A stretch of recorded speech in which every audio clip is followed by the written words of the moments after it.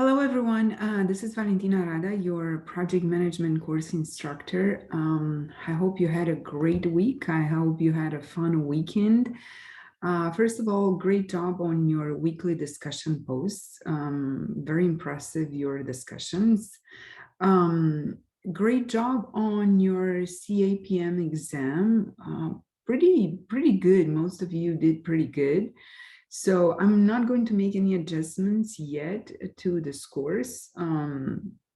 Just one observation for those of you who haven't submitted the results, just press save and submit. And those, just very few that didn't take the test, please do so as soon as possible. For this week discussion, what I would like to kind of walk you through is the upcoming assignments. Some of you reach out to me and there is some confusion, so I'm trying to make things simple for you and do not overall complicate everything. I know it's overwhelming with the exam and with all the discussions, so I will try to make as clear as possible what are the upcoming assignments and what are the expectations. So first of all, for this week, you have what's called a final project outline. So what's expected here, what I'm expecting is a skeleton of your final project. Think in terms of developing a project charter, for instance, or developing a project management plan. So in other words, this week, have a high level scope of your project, what your project is going to be about. Identify the stakeholders. Who are going to be the people that are going to be involved or impacted by the project? And then kind of talk very high level how you're going to approach the budget. What is the budget of your project and how you're going to monitor it? Similar thing with your schedule. Do you have any constraints about the schedule in that way? Do you have a strict deadline for this project that you cannot go above it? Talk about risks, how you are going to identify and mitigate risks. Talk about procurement. So be very high level, but make sure you cover most of this areas. So this is what's expected for you for the outline. Remember, it's an outline.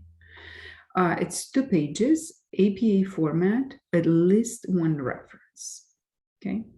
Then the following week, which is week 4, you have a project scope in a WBS paper.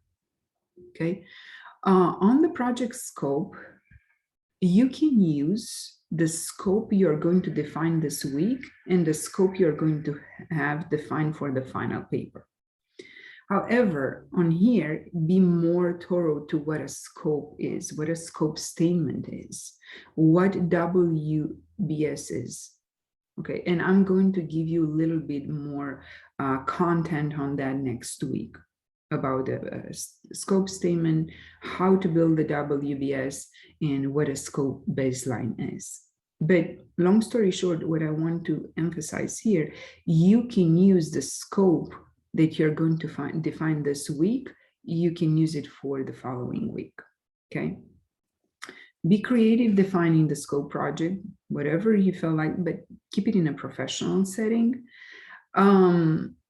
Talk also when you define the scope, think about possible risks, what can happen. It's 1 to 2 pages, at least 2 references.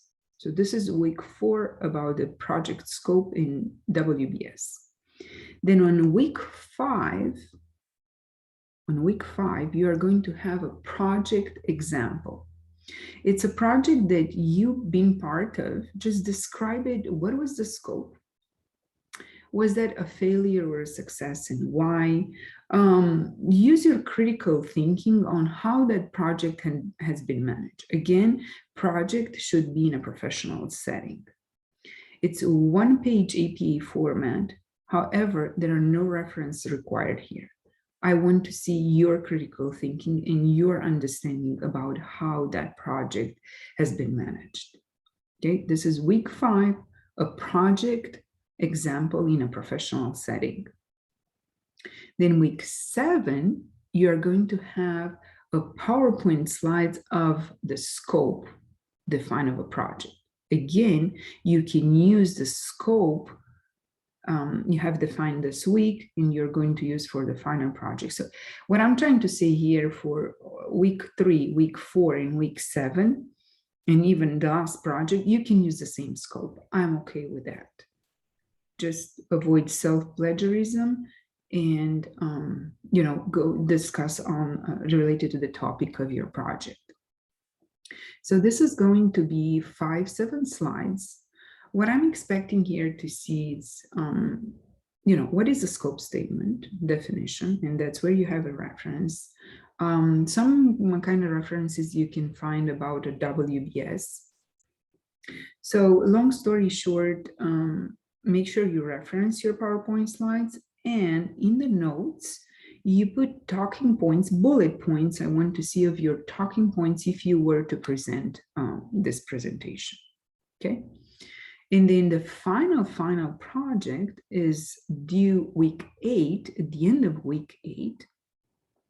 And it's going to be 10 to 12 pages, double space APA format.